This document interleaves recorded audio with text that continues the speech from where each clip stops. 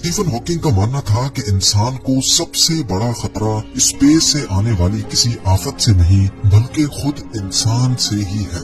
2016 में उन्होंने कहा था कि मुख्तलिफ वायरस से बचने के लिए जो वैक्सीन्स बनाई जा रही हैं, उनमें कई जेनेटिकली मॉडिफाइड भी हैं, यानी वो वायरस के डीएनए को ऑल्टर करके बनाई जाती हैं ताकि वो वायरस इंसान पर असर ना करे। हॉकिंग का मानना था कि इस किस्म की वैक्सीन्स वक्ती तौर पे तो इंसान के लिए फायदेमंद होती हैं क्योंकि उस वायरस का इफेक्ट इंसान पर नहीं होता, लेकिन लॉन्ग टर्म में ये इंसानों के डीएनए को चेंज करके हमेशा हमेशा के लिए इन्हें खत्म भी कर सकती हैं। आजकल फार्मासिस्ट कई जानलेवा वायरस को मिलाकर एक सिंगल शॉट वैक्सीन्स बनाने लगे हैं, जिसकी जीती जागती मिसाल रोटाटेक वैक्सीन है, जो असल में न्यू बॉर्न बेबीज को रोटा वायरस से बचाने के लिए बनाई गई थी। ये वैक्सीन गाय और इंसान के डीएनए को ऑल्टर करके बनाई गई थी। ये बच्चों को रोटा वायरस से तो महफूज रखती है, लेकिन इसके लॉन्ग टर्म नुकसानात है या नहीं, ये तो वक्त ही बताएगा।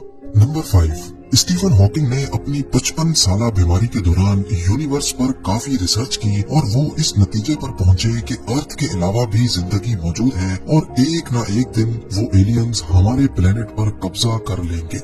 यहाँ आपको ये बताते चले कि साइंटिफिक थ्योरी के हिसाब से ये यूनिवर्स एक बिग बैंग के नतीजे में बनी थी, लेकिन हॉकिंग की थ्योरी इससे थोड़ी अलग थी। उनका मानना था कि सिर्फ एक बिग बैंग नहीं हुआ था, बल्कि कई और बिग बैंग्स भी हुए थे और हर एक के नतीजे में अलग अलग यूनिवर्स बनी थी। यानी आसान अल्फाज में बात की जाए तो हॉकिंग पैरेलल यूनिवर्स पे यकीन रखते थे। बेशक अभी तक किसी और यूनिवर्स के होने का कोई सबूत तो नहीं है, लेकिन हॉकिंग का मजबूत यकीन था कि किसी दिन अर्थ पर एलियंस हम पर स्टडी करने आएंगे और आहिस्ता आहिस्ता अर्थ पर कब्जा कर लेंगे। नंबर 4, 2018 में अपनी मौत से सिर्फ 2 हफ्ते पहले स्टीफन हॉकिंग ने अपनी एक से ज्यादा यूनिवर्स की थ्योरी को प्रूव करने के लिए फाइनल रिसर्च पेपर पब्लिश किए, जिसका नाम था smooth exit from eternal inflation, जिसमें हॉकिंग ने बताया था कि हमारी यूनिवर्स एक बिग बैंग के नतीजे में तो बनी थी, लेकिन वो अभी तक एक्सपेंड होती जा रही है और एक वक्त ऐसा भी आएगा जब हमारी यूनिवर्स को मजीद एक्सपेंड करने के लिए एनर्जी कम पड़ जाएगी। उस वक्त सारे स्टार्स आहिस्ता आहिस्ता बुझ जाएंगे और हर तरफ सिर्फ अंधेरा ही अंधेरा फैल जाएगा। उनका मानना था कि यही वो वक्त होगा जब हमारी पूरी की पूरी यूनिवर्स अपने दी एंड पर पहुंच जाएगी। हॉकिंग का मानना था कि अगर इंसानों को अपनी नस्लें खत्म नहीं करनी तो इनको जल्द अज जल्द पैरेलल यूनिवर्स तलाश करके वहाँ किसी प्लेनेट में जाकर बसना चाहिए।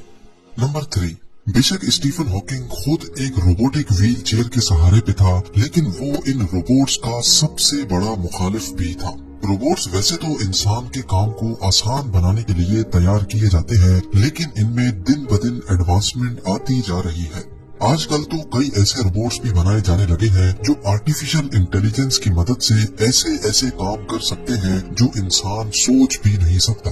स्टीफन हॉकिंग ने प्रेडिक्ट किया था कि एक दिन रोबोट्स इतने पावरफुल हो जाएंगे कि वो खुद दूसरे रोबोट्स को भी बना सकेंगे।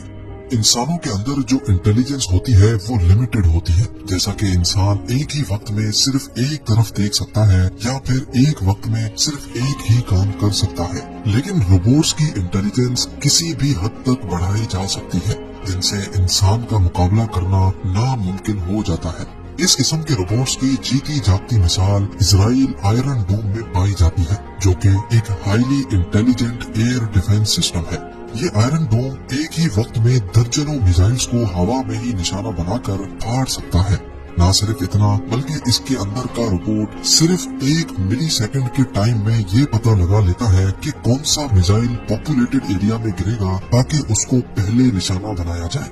स्टीफन हॉकिंग ने प्रेडिक्शन दी थी कि एक दिन रोबोट्स इतने ज्यादा पावरफुल हो जाएंगे कि वो इंसान को अपने कंट्रोल में लेने की कोशिश करेंगे और फिर कामयाब भी हो जाएंगे। नंबर 2, ये बात तो हम सब जानते हैं कि इंसान की फितरत में गुस्सा और लड़ाई झगड़ा मौजूद है, जिसके कम होने का कोई चांस नजर नहीं आता। इस लड़ाई झगड़े की एक रिसेंट एग्जांपल रशिया और यूक्रेन की वॉर में देखी जा सकती है। अपने लड़ाई झगड़े को सपोर्ट करने के लिए इंसान ने ऐसे जानलेवा हथियार भी बनाए हैं जो एक ही पल में पूरी दुनिया से इंसानियत को खत्म कर सकते हैं।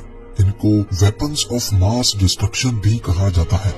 वर्ल्ड वॉर 2 में जापान के शहर हिरोशिमा और नागासाकी पे अमेरिका ने 2 अलग अलग एटॉमिक बॉम्ब्स गिराए, जिसके नतीजे में वहाँ आज तक उसके साइड इफेक्ट्स पाए जाते हैं।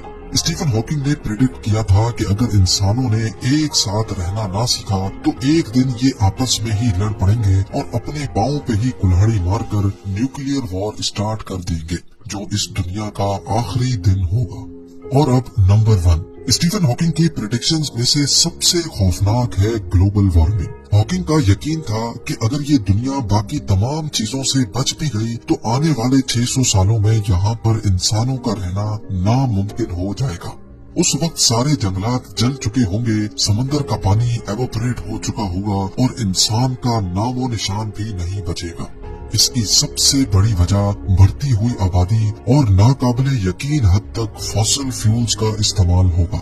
हॉकिंग का कहना था कि अगले 600 सालों में अर्थ की वैसी ही कंडीशन होगी जैसी अभी वीनस पे है।